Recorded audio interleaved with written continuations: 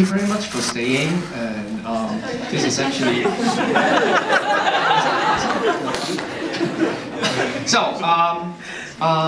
this is actually the first Dutch premiere of Motherland from Doris. So I actually please Doris, please come to the stage.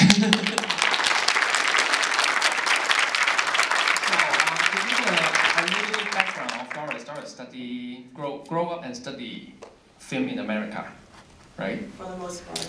For the most part, and also study film in here in Bengal as well, in Beijing. So my first questions, if I am allowed to ask, would be because the Asian identity in these films, because like we will see a lot of Asian women is being portrayed in the films like they are very feminine, they are very flirty. But oppositely, in these films, the main characters of Doris in this film is very strong. And it shows a very different representation of how an Asian woman would look like, especially in American movie. So do you have any response, or are you conscious when you portray this character? Well, first of all, this is a very personal story. So a lot of the elements come from my own life. And I did want to portray, but it's not completely autobiographical. I would say 70% is autobiographical and 30% is fiction. When the main character was in the bath in the hotel, what was the relevance of that when you contrast that with the girl in the swimming pool, somebody grabbing her? What was the scene, forgive me, scene not fit, so I just wondered what you meant by that. Well, water is a very important, plays a kind of symbolic role in the film. The city is by water. It kind of represents, at least for me, it was kind of the symbol for safety and for her, for peace. And so when she's in moments where she's in water, either submersed or by or close to, that's when she has peace. That was kind of her refuge from away from everything else. And then when the moment she was grabbed, she had to get out.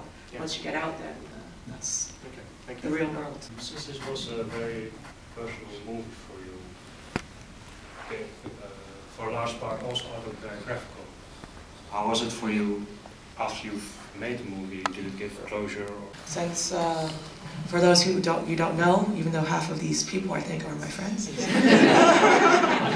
but the autobiographical elements of this film is that my mother was really killed, and I made this film kind of in reaction to this. This is my first film. This is my first long feature film, and for me, it was very cathartic to make this film. It was, I don't claim that it's the best movie or for me it was more a way of a tool for me to use because that's my profession. I'm a filmmaker, and I felt this was the only way, one of the channels that I could use to do something, whether for myself or externally. This was one of the ways that I could help, or one of the ways that I could help myself and help maybe other people who see this point of view, let's say.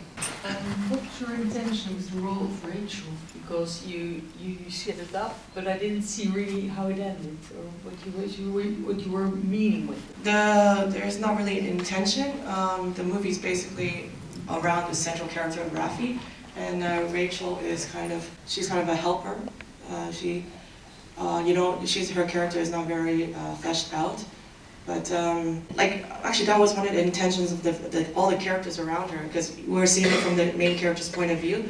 So it's kind of almost like a dream, a very bad dream, where things are not really clear or not in focus. So even the people around you, it's not really clear what your relationship is with them, and this was intentional that these characters weren't very fleshed out because I was trying to show how it is really to go through this process of grief.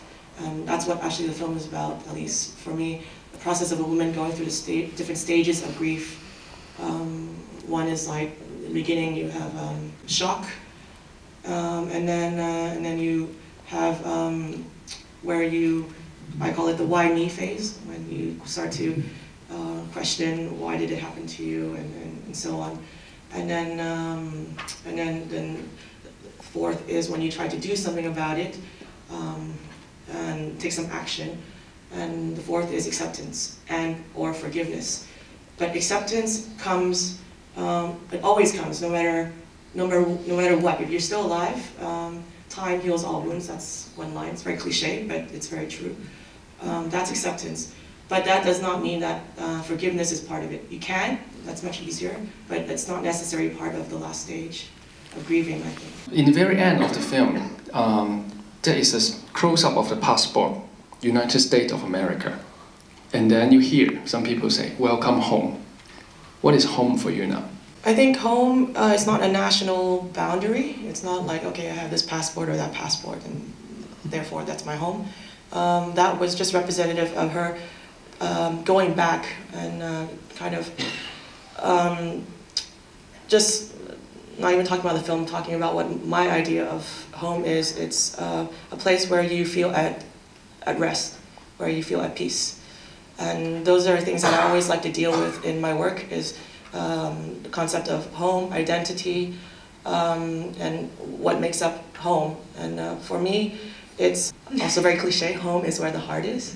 And that doesn't necessarily mean either that you have a lover or you have someone. Home is where you yourself feel at peace and where your heart is. So what is the audience reactions? Like, for example, it was shown in America, right? And now it was in Europe a few times, and then now it's back to the Holland. So what is the different reaction from the audience? Can you share something with us? It's very different, and this film is really hard to classify because, I mean, I'm a film programmer, so usually as a programmer you're like, okay, this is an Asian film, this is American film, this is a European film. So this is like Nita Noir, and so that's very hard because for people like me to put in film festivals. But the reaction, for instance, in America was it was quite interesting. The different audience demographics. This is not really, I wouldn't call this a gay film. It has gay elements. I mean, the central character is a lesbian, but it's been programmed a lot in gay and lesbian film festivals because of this fact. And the funny thing with with the gay and lesbian festivals was most of the people who came to see were kind of middle-aged women or older women, straight and gay. And so this is in America, this seems to be kind of what we call a Lifetime Channel movie, where like 40-ish women cry, that kind of thing.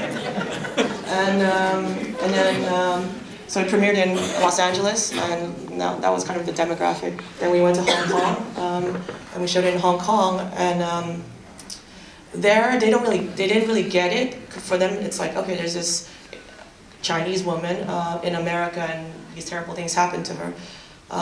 But they could feel the empathy for the film. I think that's the thing I got from. They didn't really understand culturally because it's very far apart from Hong Kong, I think. But they could feel the emotions and the backstory, such as family loyalty, the Asian cultural background, and so on, and the stress that puts on the character. And then in Europe, the first time we showed it in Europe was in Berlin, I think, in last October. And I didn't go to that festival, so I don't know exactly the reaction. But that festival was also concentrating on Asian diaspora. Asian diaspora means films from, or not just films, people of Asian descent who have grown up or were born outside of Asia, such as like me in America, Australia, and Europe, and so on. And that's something I'm also very interested in, a topic that I'm very interested in. So this is actually the first time I've shown it in Europe with an audience that I can see the reaction. So I don't know what your reaction is, but I hope it was good.